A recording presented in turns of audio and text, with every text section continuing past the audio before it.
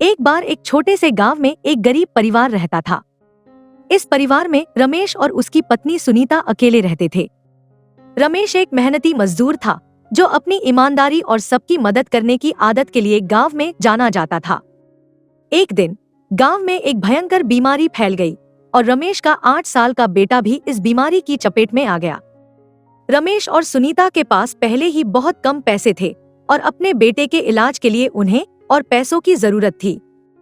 लेकिन उनकी गरीबी के कारण गांव के किसी ने उनकी मदद नहीं की। अपने बेटे की बीमारी और पैसे की कमी से हताश होकर रमेश का घर टूटने की कगार पर आ गया। उनका बेटा बीमारी से बच नहीं सका और इस कठिन परिस्थिति ने रमेश और सुनीता को बहुत दुखी और अकेला कर दिया। एक दिन रमेश अपनी मजदूरी करके घर वापस आ रहा था। रास्ते में उसे एक गत्ते का डिब्बा दिखाई दिया। जब उसने डिब्बा खोला तो उसमें एक 9 महीने की छोटी सी बच्ची थी। बच्ची के साथ एक चिट्ठी भी थी जिसमें उसकी मां ने लिखा था, मेरे घरवाले इसे मार डालेंगे, इसलिए मैं इसे यहाँ छोड़ कर जा रही हूँ। कृपया इसका ख्याल रखना। रमेश ने बच्ची को अपने घर ले जाने का फैसला किया।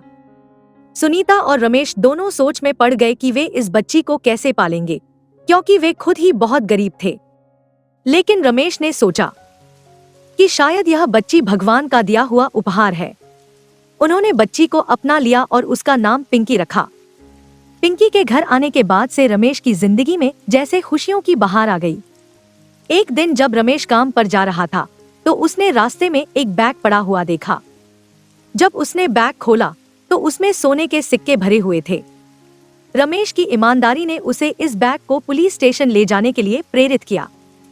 पुलिस ने रमेश को बताया कि उस बैग की कीमत करोड़ों में है और उसे बैग वापस करने के लिए 10% का इनाम मिलेगा।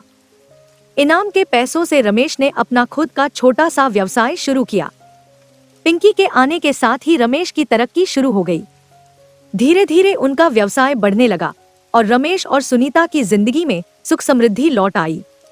इस तरह पिंकी ने रमेश और सुनीता की जिंदगी में एक नई उम्मीद और खुशियों की किरण ला दी। उनकी ईमानदारी और दूसरों की मदद करने की आदत ने उन्हें सफलता की ऊंचाइयों तक पहुंचाया और उन्होंने यह सीखा कि जीवन में कठिनाइयों के बाद भी अगर हम सच्चाई और ईमानदारी से काम करें तो भगवान भी हमारी मदद करते हैं। शिक्षा। इस कहानी से हमें यह सीखने को मिलता है कि जीवन में चाहे कितनी भी मुश्किलें क्यों न आएं, ईमानदारी, मेहनत और सच्चे दिल से की गई सेवा का फल हमेशा अच्छा होता है।